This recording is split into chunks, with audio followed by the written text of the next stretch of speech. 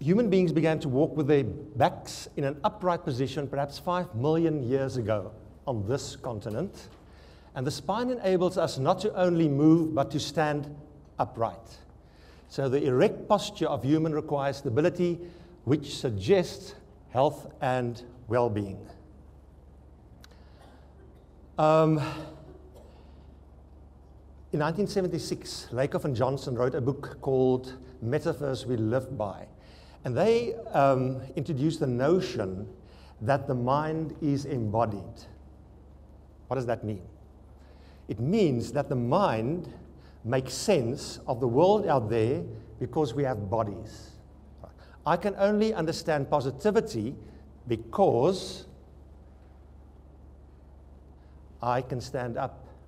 All right, so the experience of standing up, it seems that we as a human species were able to internalize that experience of getting up to that of experiencing positivity. What I would then like to suggest is that the experience of getting up is the root metaphor for health, strength, and positivity in general.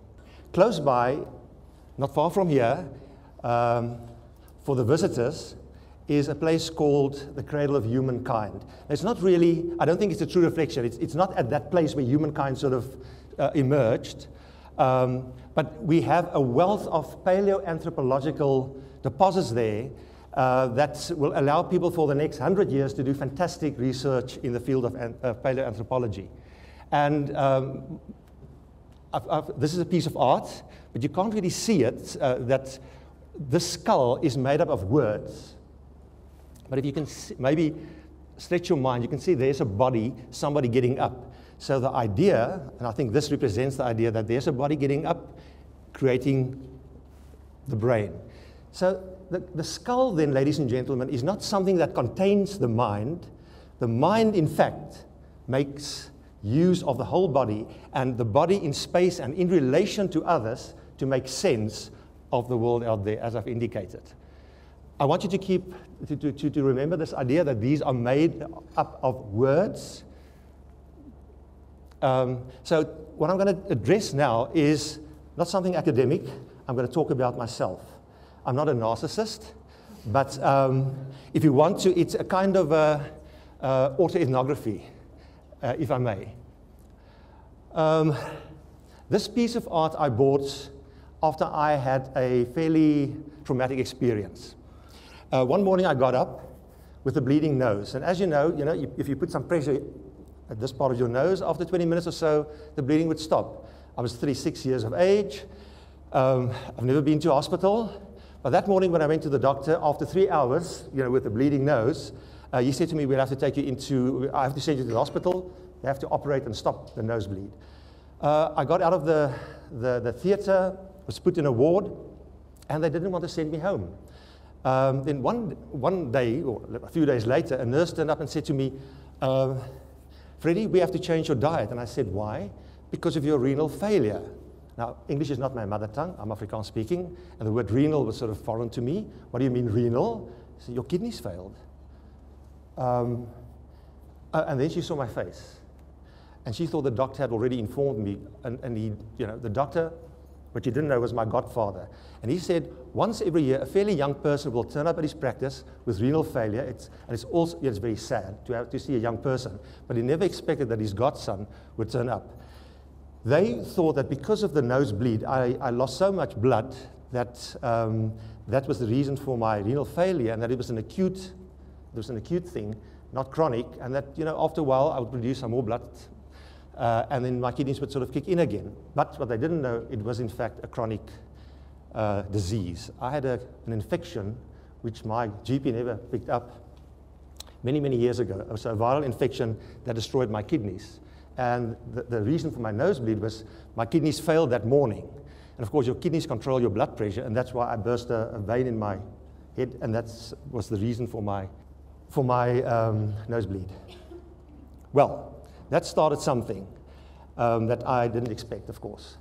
So I remember the day when the doctor came to me and he said to me, Freddie, we've got only two options. we have to take you to another ward because that's where they do dialysis. I didn't really know what dialysis was, but they connect you to a machine, and it's not a very comfortable, to get sort of a, what do you call it, a port, so that you can be connected to a machine that will clean your blood. You have to go there every second day for 4 hours on the machine. So what it means that you can't really work, you can't really have a life, all right. But I remember when he told me this, and then he said to me, but you can't be on dialysis forever, you need a transplant. Do you have any brothers or sisters? I said, yes, I've got 2 brothers. I'll speak to them, he said, and see if one of them can donate a kidney to you. So I just realized at that point in time, that was the end of my life, my comfortable life that I've experienced up to age 36. And I saw this sort of rock coming towards me, that's going to crush me. But at that moment, I don't know, and it's not something that I planned, or I just realized, but you know what? And this happens in a split second. And I remember that as a first-year student, I was given a little book by Viktor Frankl called Man's Search for Meaning. And Frankl mentioned that one may experience meaning even in the darkest of times. And that moment I chose for that. All right? It's not because I'm strong or anything, it's I had that sort of, I realized I had a choice. My colleagues didn't agree with me. One of my colleagues said to me, Freddie, you must accept that you are now disabled. That, you are naive. Because I didn't really portray somebody who was my disability. Another colleague of mine said, you have to cry more. I don't see you crying. You need to cry because this is very sad. And of course, it's sad. But I remember when the first colleague of mine came to me. She was head of nursing at our university. She took my hand, and at that moment I cried a little bit. But I remember, Elizabeth Kubler-Ross's phases. I went through all of those phases in that split second. I just knew I could not stop at anger, or I had to go through that. Yes, but I'm going to accept and embrace in a way what happened to me, and that was my saving grace. That I was. So after a fairly traumatic experience, with the port that was, the shunt that was sort of put in, my first dialysis, no, not my first dialysis, that was before my dialysis, but I remember I was in bed that night, my family and friends were away, and I said to myself, you know what, you're not anxious. And I never saw myself as somebody who is strong, because physically I'm not strong. I was never first I was not really a rugby player or an athlete. So physically, I never experienced myself as somebody who was strong. And emotionally, I the same thing. Because the only negative experience I had was the experience that for 3 years, I was not a very happy person. I allowed myself to be unhappy. Because 3 years ago, the woman that I thought was going to marry me said to me, you're not the person for me. And I mourned this woman for 3 years. I said to myself, for 3 years, now you're down and out, and you wasted 3 years of being unhappy. In any case, that was the only negative experience I had. The next morning, when I got to the ward, acute ward, I entered the ward and I saw these dead people. They were all covered in white. The white people were sort of yellowish. The Indian people and the black people were all sort of grayish, and I thought, but they were all connected to these machines, fast asleep, but they looked like corpses. And I said to myself, I am not going to, I will not lie, I'm not going to, that's not me. I'm not going to lie down and be that. I have to be up. All right. I just realized, for me to say that I'm alive, I cannot, I have to be in this position. Of course, you can't stand there for 4 hours beyond dialysis.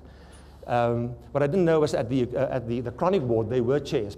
So they got me a chair, and I would sit beyond dialysis. I'd have a conversation, the importance of conversation. So people came to visit me, or I had conversation with some of the other people. So that's the first thing I realized, that the importance of conversations. The importance that I can still read, I can mark papers, and I think that saved me. But I had another experience. The very first time that I left the hospital, because after a few sort of dialyses, you may go home and then you become a day patient.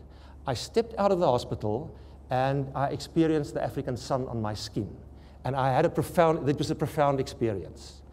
I experienced what Barbara Fredrickson said, that positive emotions will spiral you up. But this was extremely intense because it was a combination of gratitude and appreciation. I think the first experience I had was the idea of appreciation of life, that I was still alive. But the gratitude came in when I realized that I am happy, not because of something big, but something simple as the sun on my skin made me have this, a kind of out-of-a-body experience. And I promise you, at that very moment, something settled on my chest. Now, this doesn't sound like very academic, eh? But something warm settled on my chest. And I think it is, nowadays one would know, there is a, what's a CNV in Engels? A nerve. There is a kind of a nerve that I think that I stimulated, I don't know. But that kept me going for, I'm going to go over my time, I'm worried about this now. That kept me, I promise you, sort of alive and happy for the 8 months that I was on dialysis. I was lucky that my brother said to me, you can have my kidney. His wife said no, because of all children. He said, yes, I made a promise. He had to lose 11 Ks before the doctor would operate, and took his kidney and have it transplanted into my body. We're only 50% compatible. So after the transplant, I went back to work, and unfortunately, I felt, one falls back into your own habits. The ones that are not, I forgot that I should actually treasure every day. I didn't. When I left, the doctor said to me, you know what, you will one day die, not because of a kidney-related disease, it will be because of something like cancer, for instance, because you have to take immune suppressives, and you are susceptible to tumors. But don't worry, 30 years from now. All right? Well, I didn't know, 3 years after my transplant, one day, I got up in the morning, I'm so happy, I'm going to San Francisco to a conference, and the telephone rang, pick up the telephone, Freddie, you have to come into hospital, we've got a problem. No, can't it wait for another 2 weeks? No, it's serious.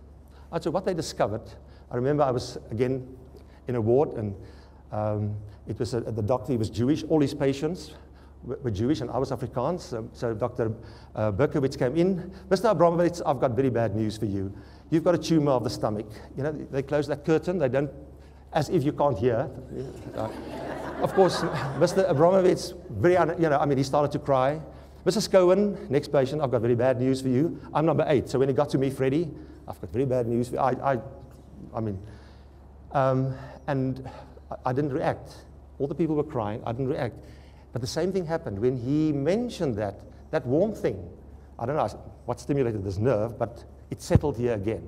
And again, this warm feeling supported me through chemo and radiation. Now, the doctor told, at that point in time, my fiancée, because another woman, luckily, thought I was okay to be, to be a husband. But he told my brother, he said, you have to accept that Freddie is not going to be alive. Because with the immune suppressors and the chemo and the radiation, there's no way that he will survive. But I survived, all right.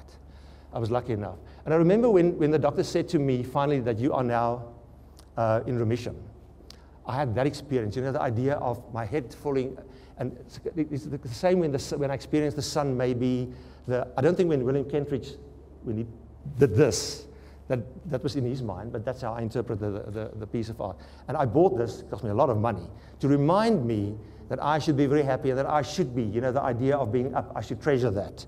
And I had a second chance now to make meaning, bring meaning to my life. As a professional, I'm an industrial psychologist. I teach industrial psychology with my colleague here at University of Johannesburg. But I came to realize that there's nothing in psychology that could explain my positive experiences.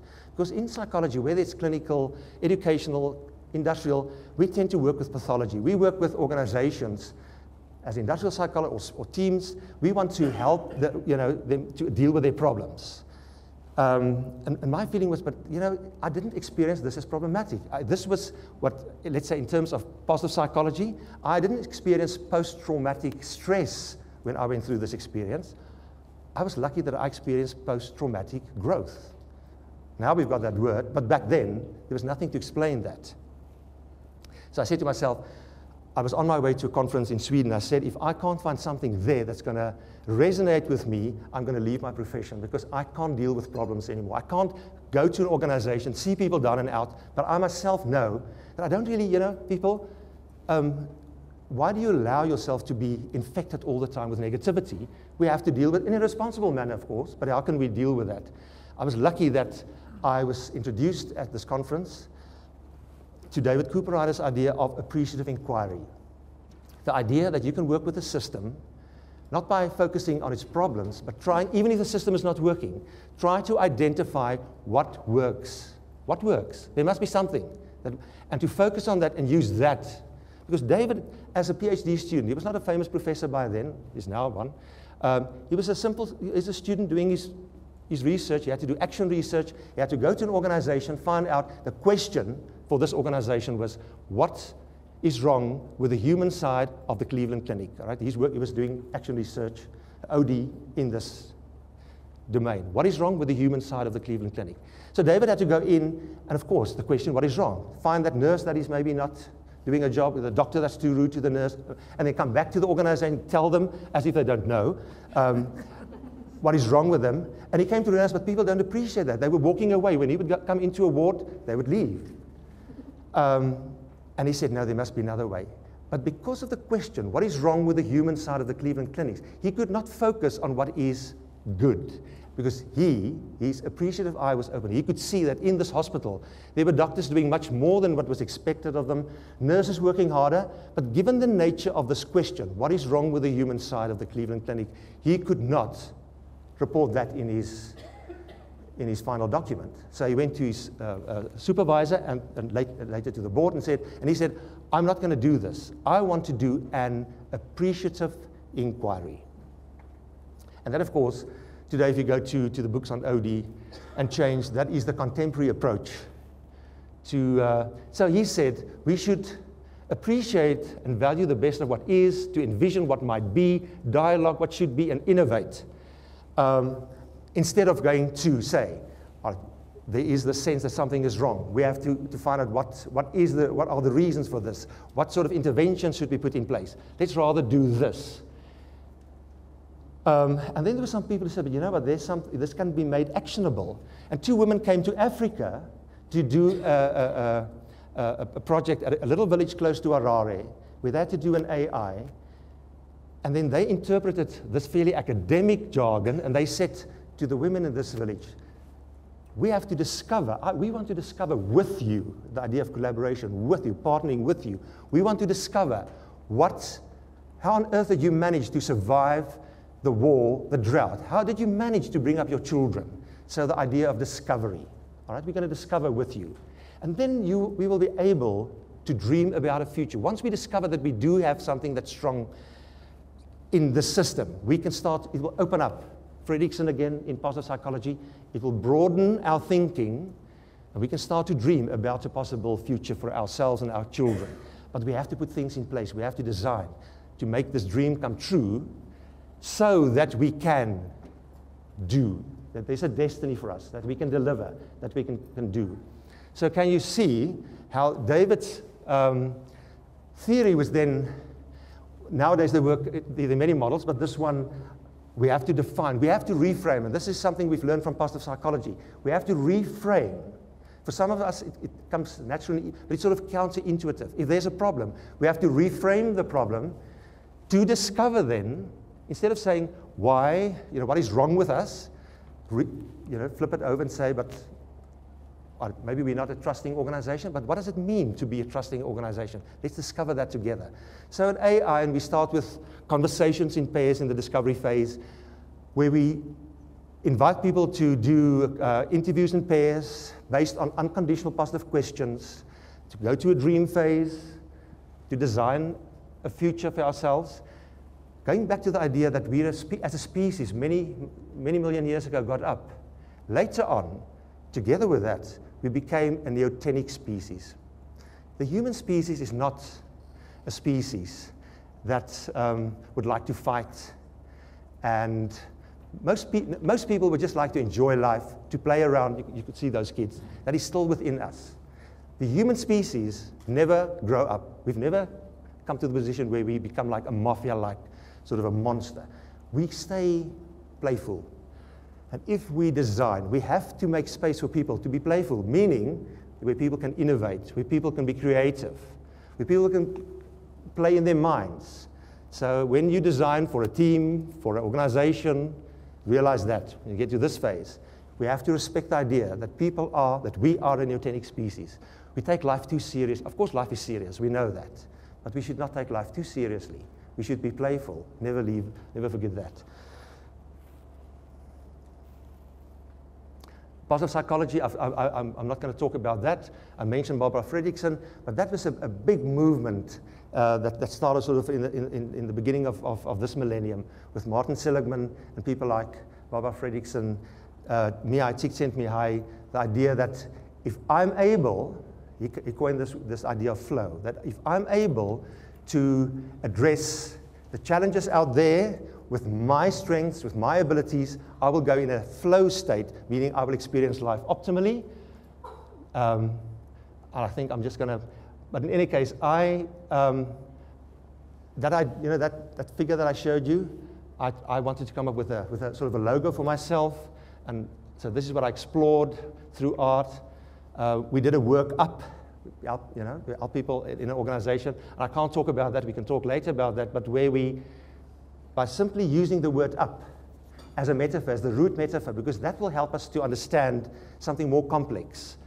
If we go and we work with teams where, if we just work with the word up, unfortunately, and this is the final logo that we work now with in organizations. It's the idea of up with sort of a figure, and we'll talk about that later. And there is a little model that we use, but we can talk about that later. So I'll continue my story later in the smaller group then.